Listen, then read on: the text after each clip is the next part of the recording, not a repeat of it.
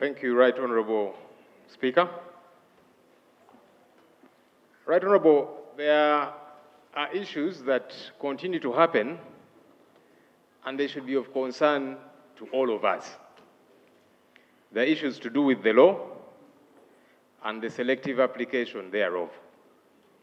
Right Honorable Speaker, recently, we did see images making rounds of our colleagues here in Parliament, the Honorable Lydia Nabe, the Honorable Peter Ogwang, wearing UPDF uniform.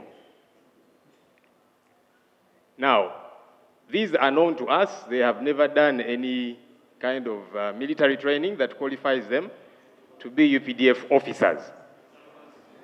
And so by wearing these UPDF uniforms, it goes against the laws, and with specificity, the UPDF Act. I saw the spokesperson of UPDF, Brigadier Felix Kulaije, say that, no, they said sorry, and so they decided to ignore them simply because they said sorry, but the officers who gave them uniforms were arrested immediately. Here is the challenge, Right Honorable Speaker and colleagues. We have a couple of people who are in jail. There's a young lady called Olivia Lutaya, a 28-year-old mother of two, and several others who have been in jail 3 to 4 years simply because they, as the charge is, were in possession of military stores. What are the military stores? Berets, red berets with an insignia, people power, NUP. And the UPDF said, those berets look like UPDF berets, so it is illegal to wear them. They have been locked up for 3 to 4 years, denied bail. Their cases have not kicked off at all, and they are still in jail to date, simply because they wore something which the UPDF says that one looks like our uniform. But here are people who wore the real UPDF uniform, and it is okay. And there are several others. There's a gentleman called Andrew Mwenda. I hear he's a spokesperson of some political outfit in town. There's another one called Frank Gashumba. He's also a mobilizer for some political outfit in town, and several others. And they do it in a manner so wanton, and it seems to be okay. Right Honorable Speaker, this hypocrisy has got to stop. It cannot be a problem when somebody wears something that is resemblant, simply resemblant to UPDF attire, and then another wears the real UPDF attire, and it is okay. And the UPDF comes out and says, no, these ones, they have said sorry, and it is business as usual. No, this is not acceptable. And it would be important for government to inform this House. Is there a selective application of the law? Are there people who are more Ugandan than others? But also, these people, the Olivia Lutayas and others, are they actually in jail because of this or for political reasons? Because if it is for wearing something similar to UPDF attire, then those who wore real UPDF attire should be in jail. This is problematic. It is not right. I saw Afande there, doctor, and I wanted to ask her, Afande, huo ni wongwana kweli? My colleague wants to give information, with your permission, Right Honorable. So our principle on matters of national importance, there is no information. Please, Rob, conclude. I think you've concluded. Yeah. I have pronounced myself on this several times, Honorable colleague. I don't need to. So, Right Honorable, what we would like to hear from government is clarity on these issues, yeah? Are there those who are above the law? Or are we going to see these our colleagues, who, by the way, are colleagues here in Parliament? I don't have anything personal against the Honorable Lydia Nabe, the Honorable Peter Ogwang. They are colleagues, we interact here. Are they going to have their day in court? Or is this for some and not others? I thank you. Yeah. Maybe for clarity, Rob, I was with Honorable Peter Ogwang in Jinja. What he was putting on is not a gazetted UPDF uniform. No. What Honorable Peter was putting on, remember, he even bought it in America. In America, they sell in public shops and all that. On resemblance, that's another issue. But it wasn't. I just wanted to clarify on the one of Peter, because even me, I had to get close and said, when did they recruit you? Until when I checked and I found, indeed it wasn't. Okay, but on the rest, the government.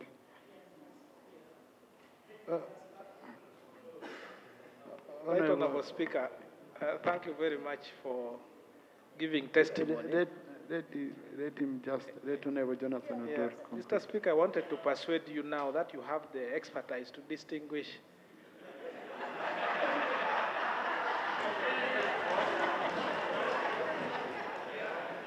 that you personally take time. Now, colleagues, how can I be called an expert and you laugh at me? You should be appreciating that I'm now even an expert. Yeah. And we are really grateful for that. But Mr. Speaker, then, I think you can use your office to personally find time and pay attention to these detention facilities and look at those evidences, the purported red berets, so that with the clarification you have given and the precision that you have given us, that that was not the UPDF uniform, your evidence could help the Oliver attires who are there to be. I thank you. Thank you. I would be, maybe she will invite me as a witness, but I don't need to be an expert. The UPDF gazetted publicly. So what I saw in the public gazette, because I first also interested myself. Olivia has not invited me, okay? But, Right Honourable Prime Minister. Right Honourable Speaker, you have ably answered this matter of national importance. And I feel your answer can be taken as a true reflection of what government does. Because members, Lilian Abe, when she put on that uniform, she was put to order. And that's why most of you knew. Otherwise, if she was not, maybe some of you would not have known. This issue was handled by the army. And I believe the army has already given a statement that Lilian Abe apologized. Preferably, maybe she didn't know, but now she knows. Right Honourable Speaker and colleagues,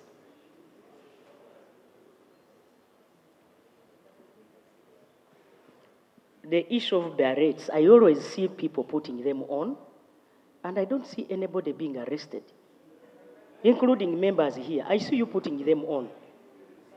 Everywhere, even in functions, I have not seen anybody being arrested. So maybe those ones were gazetted. Even Joel is always on beret. Have you ever been arrested? Honourable Speaker, that's what I can. Thank you. Honourable Narima.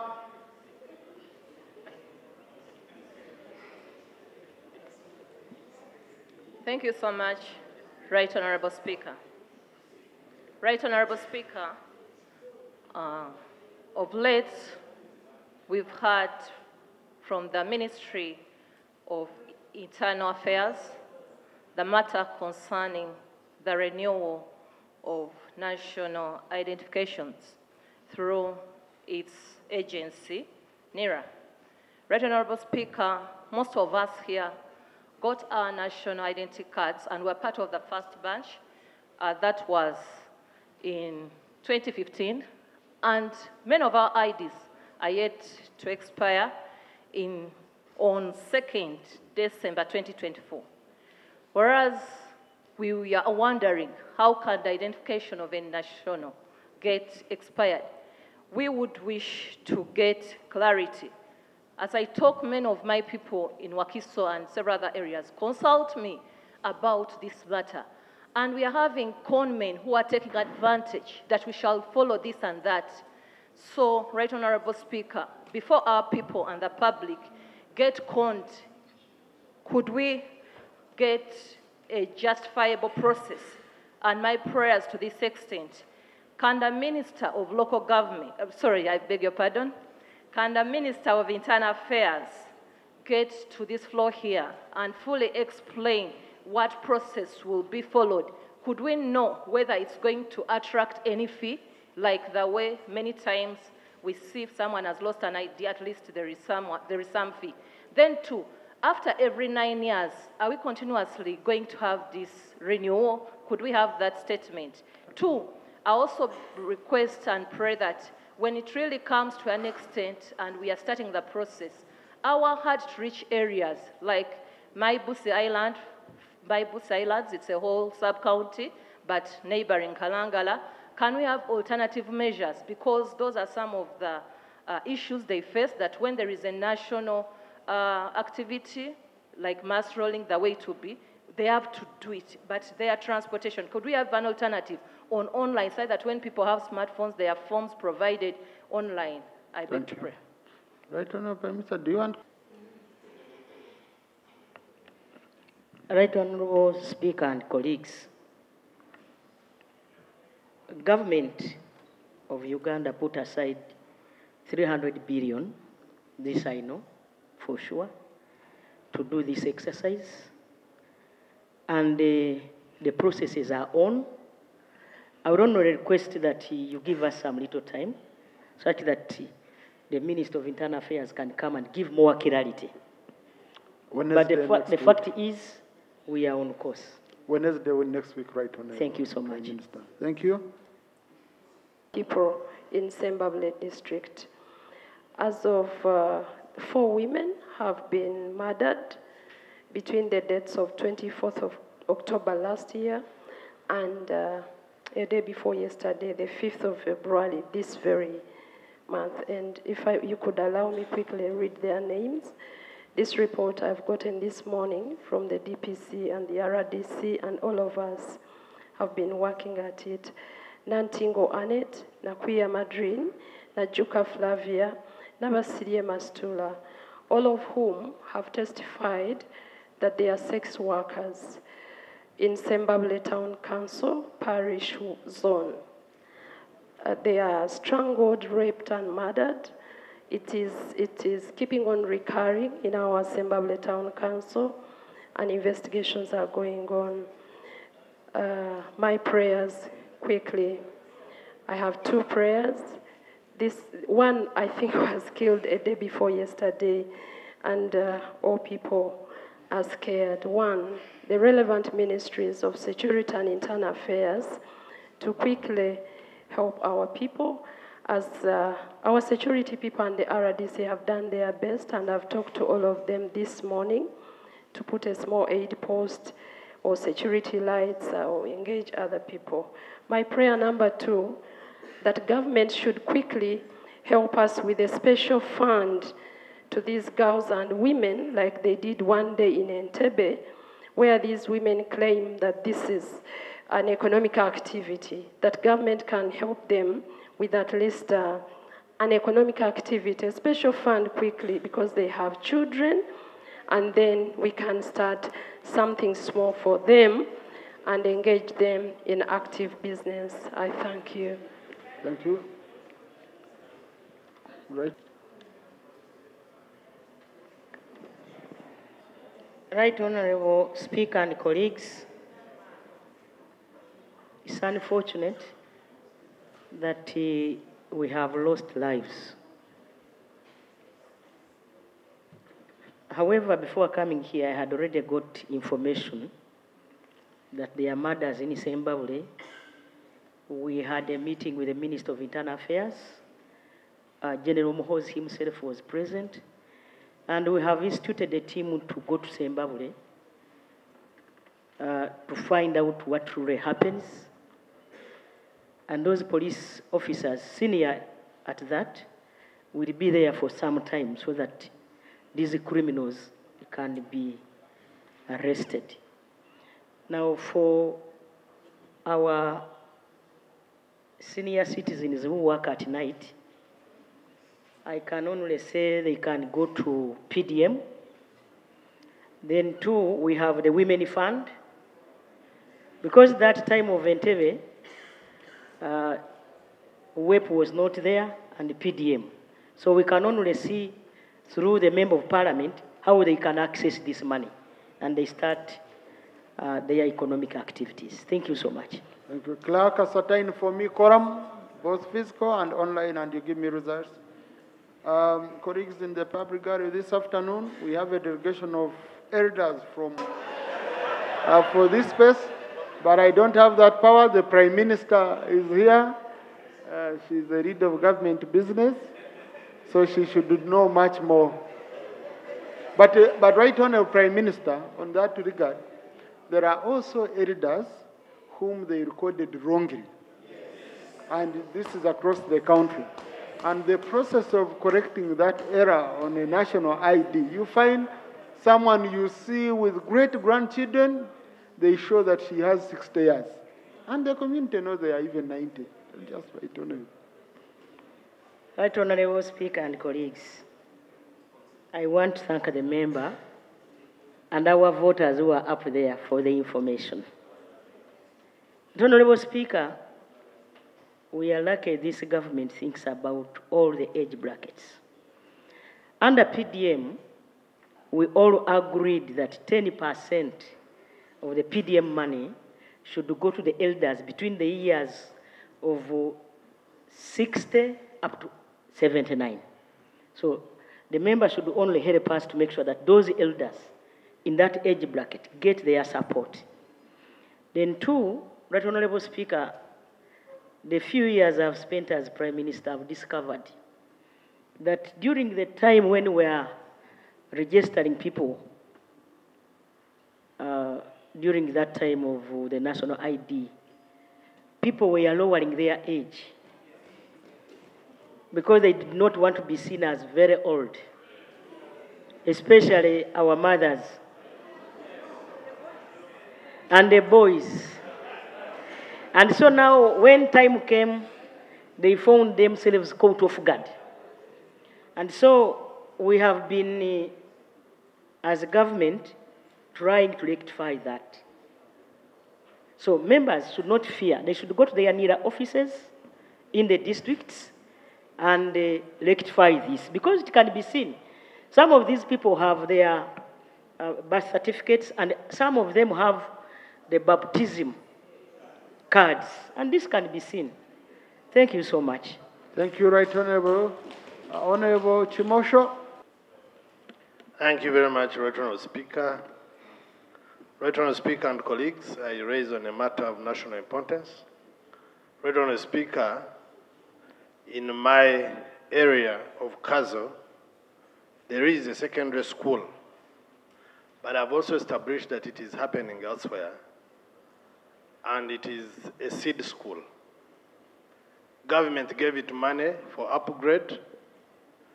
In the last financial year, the money returned to the center because government, the Office of Solicitor General could not clear the contract. And the argument is that Church of Uganda has given, actually government has given conditions that the money should not be used where they do not have a title. This money returned. They have sent it back. It's under UGIFT. We are in the third quarter. The contract is still in the Solicitor General's office. And the likelihood is that the money will return to the center another round, making it 2 financial years. Meanwhile, Right Honourable Speaker and honourable colleagues, children continue to suffer because the facilities are not sufficient enough. And people are wondering, what sense is government making by sending the money and bringing it back? So my prayer, number one, Right Honourable Speaker, is that government should step in and resolve this matter. Because this is an upgrade. The school is already in existence. Whether they clear or not, the school is there. I am wondering the sense that we are trying to make by the ping pong of not upgrading the school on the premise that it has no title when it is already in existence. Is there a time that we shall carry it away, the school, or it will remain? My prayer is that government should resolve this issue and have the contract signed and have the money utilized so that the students or children and parents in the area can benefit. And like I told you, Right Honourable Speaker and members, this is happening even in other areas, especially for schools that are under church-founded establishment. That is my prayer, Right Honourable Speaker and Honourable colleagues. Thank you very much. Right Honourable Speaker and Honourable colleagues, we made a resolution in this Parliament that all government entities should have land titles. So the government is implementing a parliamentary resolution because people were grabbing government land, left, right, and center, even hospitals. And so it was noted that we needed to protect land for those institutions. I will handle the issue together with the Ministry of Lands and the Ministry of Education. We shall go to Kazo and make sure that this issue is solved. To the Committee on Education. It is now over 1 year. We have not concluded that. I presented the alcohol control bill on the floor of this House. And it's supposed to be processed as per our rules within 45 days. The 45 days have elapsed. I have not heard from the chair of the Committee on Health what is happening. Because as far as I know, the process was interrupted by the ministerial policy statements, and I've not heard him coming to ask for time.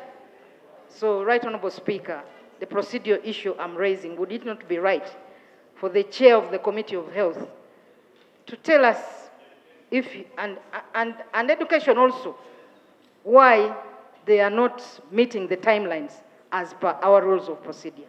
Thank you. It came in, I managed to go through it today, but I told her to give it to the committee chairperson, and I've read through. I just wanted one confirmation from the chairperson that these amendments were presented to the committee as required under Rule 134, Sub-Rule 4 of our Rules of Procedure. Because you can clearly bring the Committee of the Whole House can handle amendments, but those amendments must have been presented to the committee and rejected.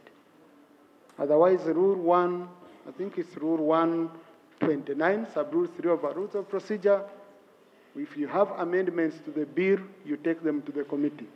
Once the committee does not consider your amendments, those amendments can be brought to the floor so that the Committee of the Whole House can look at them.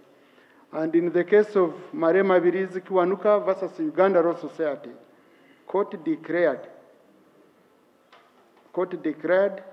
that the amendments that were moved on the floor without complying with Rule 133, 4 of the Rules of Procedure, which is now Rule 134, Sub-Rule 4 of the Rules of Procedure, court found that such amendments denied the committee the opportunity to scrutinize them, and that no reasonable grounds that had been adduced by the member for his or her failure to present the same before the committee. So I just want to know if these proposed amendments, because they were part of the bill, we are proposing amendment of the bill, if they were taken to the committee.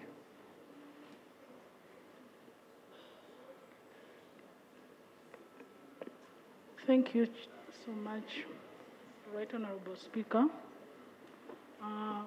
According to Rule 134.4 of our Rules of Procedure, it states that the Committee of the Whole House shall consider proposed amendments by the committee to which the bill was referred and may consider proposed amendments on notice.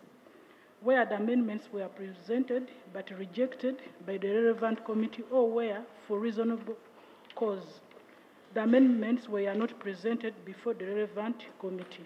Yeah. Right Honourable Speaker, I have a reasonable cause why my amendments were not presented before the relevant committee. I was recently appointed as the Shadow Minister for Trade and Industry. When I was appointed, when it comes to the committee, sometimes it is always members of the committee that present and their submissions are captured. And as a Shadow Minister, my submissions may be captured or not. Therefore, that's why I had to use this rule so that I'm able to present the amendments to the bill. Thank you so much. Thank you, Honorable. I have listened. Are you a member of the committee? I'm not, and this will come around July when I'm designated to that Okay. committee. So, honorable colleagues, here, a member is an ex-official of any other committee of which they are not members.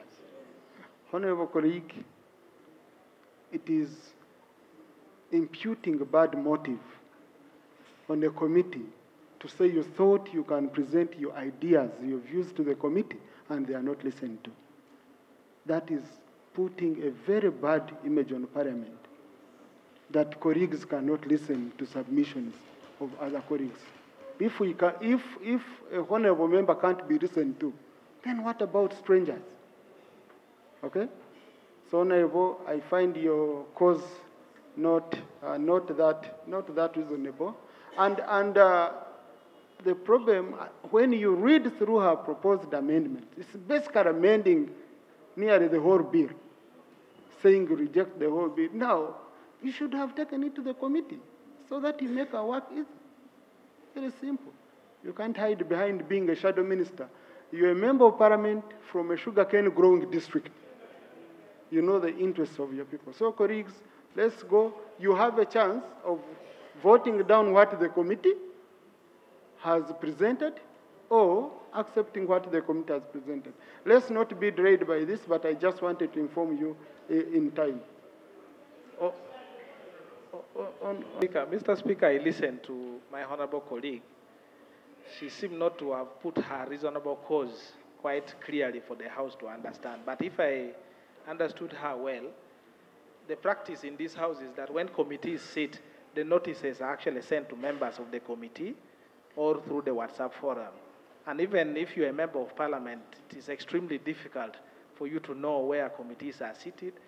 And perhaps that's the reason why, her being a non-member, she was not aware when they were processing. So for me, that is good enough, a reasonable cause, that she did not have ample opportunity or notice that the committee was sitting to present. So for that reason, I wanted to persuade that when we come to the committee stage, you allow her, and if the House is pleased to accept the amendment, the House will vote in favor. If not, it will be rejected. Honorable Chair of the committee. Thank you, Right Honorable Speaker and honorable members. Honorable Manjeri is a member of our WhatsApp group. We accommodated her as a shadow minister. Even in processing these amendments, she was seated with us in the same room. And even when we were signing this report, she was with us. The members are here of the committee. They can testify. Honorable Jonathan. In that case, if you look at the rule then, the explanation by the chairperson gives her. It means that when she appeared in the committee did not entertain. So the whole House now should, that's what the rule says. Honorable, there is attending a committee and speaking, and attending a committee, and that's why I asked a question, that my question was very simple, that did you present the proposed amendments to the committee and they were rejected? Because if they were rejected, okay, then Rule 134 sub Rule 4 allows you. If they were not presented as per Rule 129 sub Rule 3, then your hands are stuck. And colleagues, really, I don't want us now to start doubting the conduct of each other here and all that. So, you see, you still have a chance of convincing members when we reach on a clause, you go on and you say reject this. Okay? Chair. Yeah, you say Chair. reject this, and we maintain what is in the bill, because that's what you wanted. Yeah, so, and I will give you that chance. Right, Honorable. Okay? Of debating. Right, Honorable. Honorable.